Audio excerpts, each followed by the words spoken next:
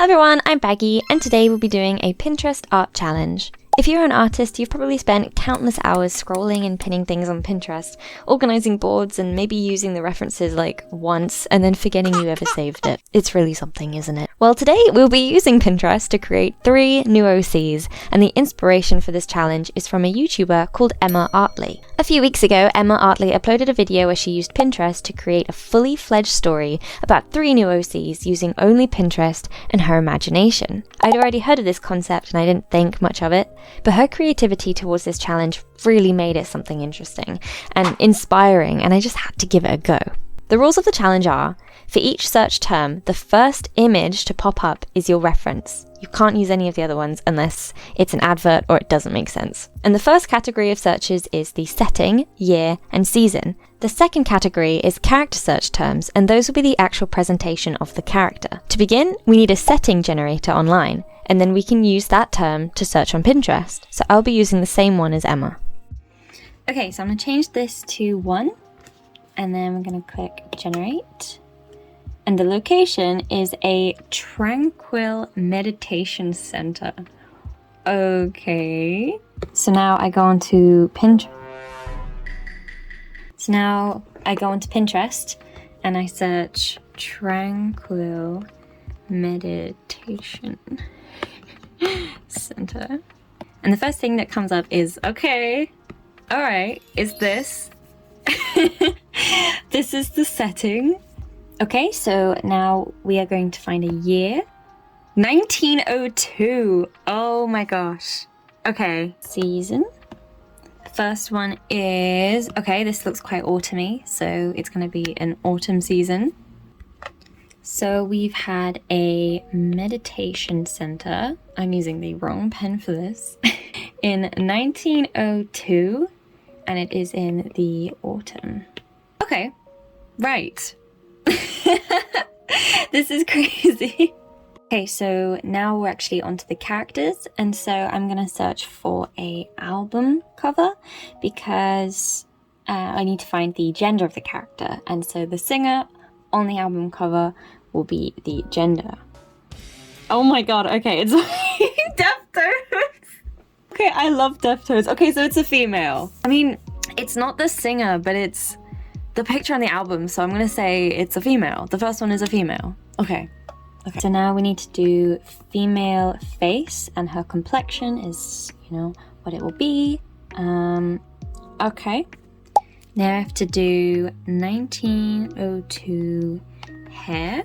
Bada bing bada boom. This one.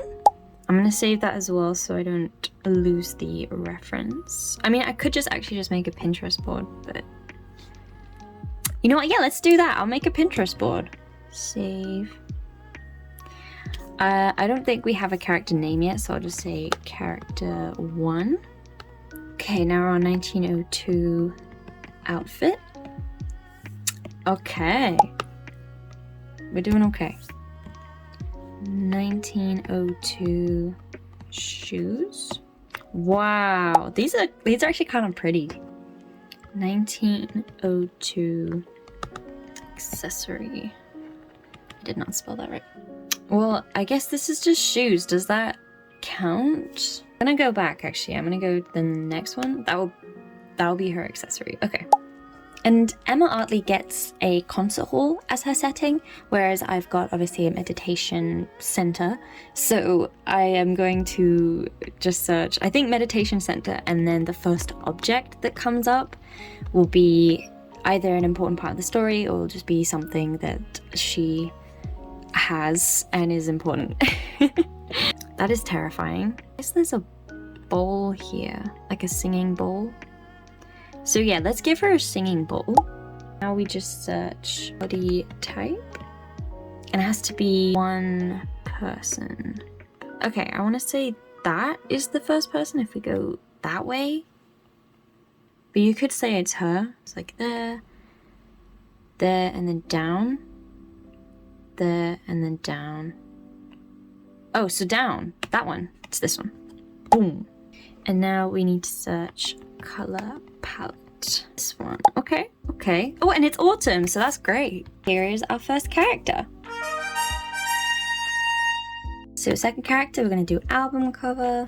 So because I've already done this search, I'm gonna get a random number generator and I will then choose an album from that generator.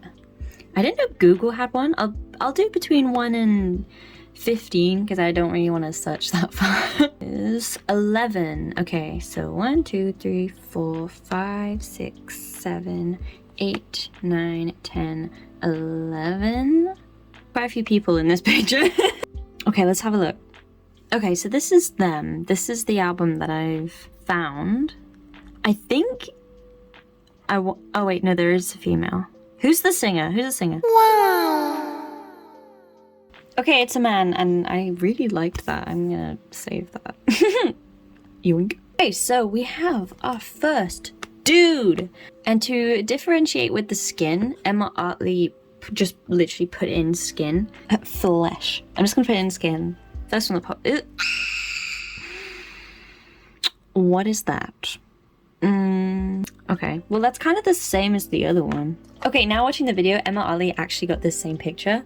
And so she says, let's make it a rule that has to be a full face. So this is my next full face. And I'm a bit more happy with that one. Okay, character 2. Can we also say like the vibe has to be the album?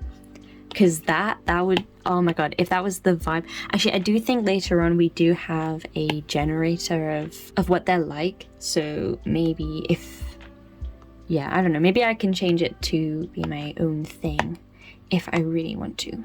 Good. And again with the hair, obviously it's going to come up with the same stuff. So, no, to hair. Really, I should do male hair. This is a boy. And I guess the first boy that comes up, I'm gonna do, because I don't really, I mean, I could give him this hair, honestly, but it doesn't feel fair. I should probably search male. Okay. Okay, oh my goodness. Just gonna do this one, because I'm, you know. Oh, I got distracted. Okay, let's stay on track. The outfit, apparently we need to go to one that is one person. So outfit, I'm also gonna put in male. Is this seriously from 1902? I never trust when it's from a newish movie. I never trust it, but okay, no, I'm gonna say yes. Okay, well, his accessory is a tie. I want to say I'm gonna add this one because this is cool as frick. So we're gonna give him a little pocket watch, so that's gonna be cool. Wait, I just remembered he's also gonna be at this meditation center. Maybe his object is the pocket watch, so I don't really need to give him another object. I'm just gonna say that, okay? Type. Okay. That body type between chubby and muscular is just... Pop off, whoever you are. And to be honest, I'm pretty pleased. I'm just interested to see this guy in a 1902 outfit. This is gonna be, I'm so glad I didn't get this one. Palette. I think because obviously it's gonna be the same search, I'm just gonna choose the one next to it. This one. Very nice. Album. I'm just gonna do album. No, I'll do album cover again. I think that's pretty fine. And then I could do that generator. 7. 1, 2, 3, 4, 5, 6, 7. Okay, it's another man. Oh it's Tyler the Creator. What I need to do. I really hate that suit. I don't know what it is. I don't want to know. 10. Okay. 8, 9, 10. Okie dokie. Okay. Yeah, no, I'll give him this one. This one's fine. 8, 9. Awesome. Okay. Yeah. 11. I love this picture. 10, 11, 12, 13. I've got very muted colors, I think. So I think that's everyone. I forgot about his body type. And generator, it's 8. Yay! Okay, so we are on to the names. And I used a random name generator and I told it to give me 2 female names for the first character. And here it is. It was Autumn Nelson. And I think that is so weird that there is so much autumn, but that is her name. Okay. The next one, I'm doing a male. Generate random name. His name is Stan Reeves. And the last guy's name is Laverne Sullivan. Oh my god, what a cool name. So for the first character, their random trait, number 1 has constant creative block that they don't know how to overcome. Okay, well that explains why she's at a meditation resort.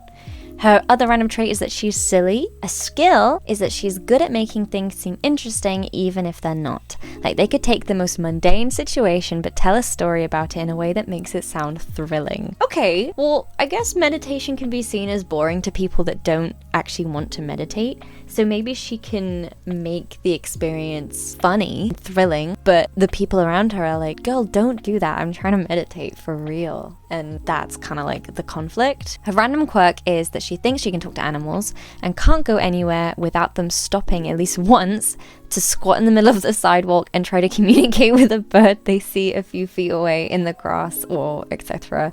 Always making weird animal imitation noises. What? So she's really weird. I say that, but that's something I do. Her hobby is that she likes painting abstract emotional artwork.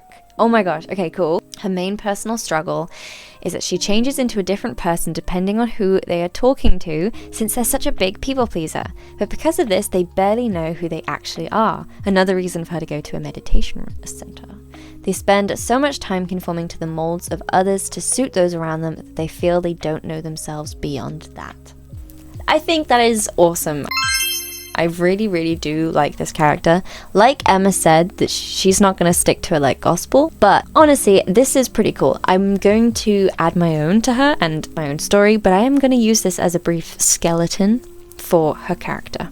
So this is character number 2, Stan Reeves. His random trait is that he's bitter, kind of irresponsible, always doing everything in their power to wriggle their way out of their duties and never take responsibility for their actions. Not great. His skill is that he can juggle fruit. His quirk is that he loves to sing and hum all the time. Like even in a super serious situation like at a funeral or something, I guess during meditation, every 15 minutes they'd have to stop themselves from accidentally starting to do a little dance and softly humming a tune under their breath. Okay, I think I'm going to turn this into like a nervous thing, like he's nervous so he's singing or humming. His hobby is writing academic essays. Wow, okay. And his main personal struggle, poor Stan Reeves, he's always jumping from thing to thing, completely engrossing themselves in it, but then quickly moving on to the next as soon as they're bored, for whatever character backstory relevant reason that this would be the case. Has such a craving for constant novelty that their life seems permanently disorganized and driven by their own whims, which can often make them feel stressed out over their fragmented and unstable life. Like outside of the constant energy rush of having new experiences and interests for brief times, they have nothing stable underneath to hold on to. Okay, he sounds like he's kind of rich. I don't know if I'm completely jumping to conclusions, but if he's this really rich guy and he's constantly jumping from hobby to hobby, maybe he's starting businesses and they're failing, maybe his parents really want him to start doing something with his life, but he's so bitter about the world and kind of irresponsible that he keeps letting things collapse after it starts to actually kick off. So yeah, no, I really like this one. His parents send him to a freaking meditation center because he's failing. That's such a funny punishment. I mean, they're trying to help, so that's pretty cool. It seems like he's got supportive parents. Okay, editing Baggy here. I am so mad. I lost all of the footage of me talking about Laverne's traits, and so here's his. So he is often sick and has a lot of health problems. He likes to spend all his free time watching movies. He knows how to throw knives well. He is sleepy constantly all the time, hasn't felt awake in years, which is probably because he's ill all the time. And he is dabbling in the occult as his hobby. And his main personal struggle is that he has a deep fear of not having an influence or impact on the world, and that everything he does will be meaningless. So he goes out of his way sometimes, taking unnecessary risks or starting needless conflict just to see the manifestation of their results on the world. They just have a deep drive to know that they've had an effect on the external world and won't be ignored or forgotten, regardless of if the impact is good or not. Being hated is better than being forgotten. Okay, time for the story. Laverne Sullivan is a man who is practically bedbound. He had survived smallpox as a teen, but it had left his immune system weak. He'd done everything he could to rebuild his strength, from medicine to training to herbs, and after all else failed, he fell down the rabbit hole of the occult.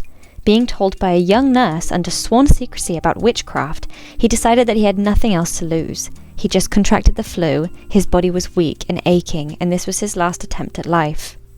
His mother and father sadly did not survive the smallpox outbreak, so all their money went to him. Having been fairly rich before paying for his medical treatments, he still had a few shillings left, which he spent on a meditation trip for his final goodbye to the world, as the doctors did not believe he would survive this flu. Promising to keep himself quarantined during his visit, he was able to pay for a private room at this meditation centre where he would secretly practice his witchcraft. Once he was settled, he carefully pulled out his singing bowl to begin the practice, and his pocket watch to make sure he didn't slip out of reality into another realm. It was a precaution he'd read about in his secret books he'd purchased from mysterious sellers in his local town. He hid these books under his mattress so the doctors wouldn't find them. He closed his eyes and began brushing the outside of the singing bowl, listening to the twang and hum of the instrument. This was the beginning of his practice, as he slowly felt himself fall into a relaxed state, perfect to begin the ritual. He heard a faint humming to his left. A human humming. Unnerved and ripped from his trance, he turned to identify who was making the noise. To his shock, a man was sat beside him, holding his pocket watch, his finger tracing the ticking hand. This man was Stan Reeves. Before I go on to talk about Stan, here is my finished design for Laverne. Stan Reeves was a bitter man who was known for being reckless, irresponsible, and witty. He would methodically plan ways to swindle people out of their money while managing to put in the least amount of effort possible. He was a disappointment to his rich upper-class family, who had no idea how much Stan suffered. They had no clue that Stan had a lover when he was young, who tragically passed away after being accused of being a witch. She had healed her mother of smallpox, and her town was astounded. Rather than praising her and using her medicine, they believed she was a witch, and she was publicly killed. Stan had to witness it all. He didn't stand up for her in fear of his family shunning him and disowning him. He was actually the man that put her to death to ensure he had nothing to do with her. Betraying his love, it was then that he heard the clock tick for the first time. His life became slowly drowned out by the ticking, growing louder and louder. Everything he started he would destroy due to the stress and distraction of the ticking. His life was falling apart piece by piece. Everywhere he went he could see the betrayal on his lover's face as he dropped to the floor underneath her noose, and after years of ticking, he couldn't take it anymore and drank himself to death.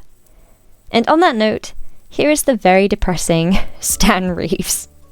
Whew, that one was dark. But I never did mention his lover's name, did I? Ah, yes. Stan Reeves' lover was a woman named Autumn Nelson. Autumn was a sweet girl who enjoyed painting abstract emotional artwork of birds and animals that would nosy around her garden. She made sure that there was always food and water out, and her home was almost a sanctuary for all creatures. Her cozy life changed when her mother came home from town feeling weak and sick. After discovering her mother had smallpox, Autumn made it her mission to find a cure. She would sit at her dying mother's bedside with a mask and gloves, telling muffled stories of her mundane day, making it sound as fantastical and interesting as possible for her poor mother. Then she would return to scouring every medical book she could find. After finishing every book on herbs in her town's small library, she overheard another masked individual discussing an expensive and knowledgeable book on medicine which she could find in the Reeves' personal library. Autumn had her mission. Never doing anything risky or unlawful before, she felt ill-prepared to enter the Reeves household uninvited, but after watching the home for a few days, she managed to crawl through an open window straight into Stan Reeves' bedroom. Embarrassed and scared, she tried to make up an excuse for her strange entry, but Stan found her amusing and didn't mind. He snuck her into his family's library and showed her where the book was, and also presented her with his many other books he had on medicine. Autumn learned that Stan enjoyed writing academic books, and a few of his own were hidden in the library without his family's knowledge. He didn't want them to capitalize on his hobby. Autumn admired Stan and was grateful for his generosity. Stan told her that she could come back any time, and she thanked him. As the days went on, Autumn went to and fro from Stan's house, sneaking around with him and almost forgetting why she was there. They were falling in love, but her mother was running out of time. Finally, she'd found something that might work. Using what she'd written down from the books, she concocted a mixture that she was certain would work. Carefully giving it to her mother, she waited for something to happen, and waited, and waited, and waited. After a few weeks, a knock on the door came. It was Stan. Autumn greeted him with surprise, and much to her delight, her mother rose out of bed to greet their guest. She was practically completely healed. Autumn had healed her mother. Autumn's mother was eager to return to town and told everyone about her amazing daughter that cured her, and the wrong people heard, and you know the rest. Autumn opened the door to an angry mob of drunkard men seething about witchcraft. Torrance Reeves leading them, Stan's father. Stan stood behind his father, full of sorrow and regret. Autumn pleaded her case, but it was all in vain. No one would stand up for her but her mother, whose voice was drowned out by the crowd. And on a cold winter's morning, Autumn was put to death by her love. No birds sang, and no foxes scuffled. All was silent, all but the ticking clock in Stan's mind. And here is Autumn Nelson. Now, back to Laverne, who was shocked to see Stan Reeves beside him, watching his pocket watch, but even more shocked to see the woman we know to be Autumn, sitting to his other side guiding the singing bowl which had silently left his hands. Who are these people? And why were they here? The truth was, Laverne was incredibly close to death, and Autumn and Stan would guide him. Over a lot of conversing and sitting there in the meditation room, Stan was able to sincerely apologize to Autumn, and Autumn begrudgingly forgave him, which resulted in Stan's clock slowing down and stopped ticking altogether. When Laverne blinked, Stan was gone, disappearing into the mist which had surrounded them. The mist was thick, and it frightened Laverne. Turning to Autumn, who he had grown fond of after hearing her story and talking to her, he begged her to cure him like she did her mother. She refused, knowing he could not be saved, only comforted and escorted to the afterlife. Fear clouded Laverne's eyes as he reached to embrace Autumn. Before, she was as thin as air. Now, she was solidifying in his arms. He clutched her clothes and she hugged him back, telling him she'd always be there with him. She was never going far. The singing bowl became louder and louder as Autumn lowered Laverne into a calming stream that appeared around them, soaking their clothes. The mist was thick and heavy, making it difficult to breathe. A tear trickled down Laverne's face as he was fully submerged in the water, and Autumn kissed him after whispering goodbye. Laverne let out a deep breath as the life left his body. The singing bowl stops singing as it collapses to the floor with a clang.